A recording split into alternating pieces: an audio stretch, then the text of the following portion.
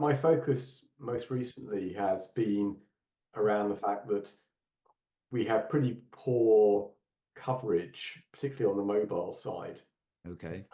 across even much of the developed world. So cities maybe not too bad, but even in cities, you'll find areas where calls will drop or there just won't be much data quality.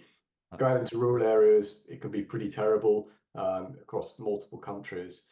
And that's been the case now for many years. So way back in the infancy of mobile phones, you might have said, well, that'll all get solved. The operators will eventually build out into those areas. Um, but that stopped quite a long time ago.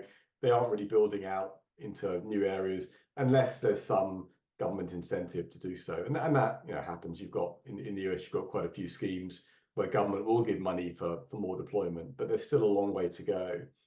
So it feels to me that operators and fixed line providers who have areas that don't have good broadband need to spend a lot more time and attention on those factors now going forwards. And that's something that it's hard for them to do because it's often not seen as very economic.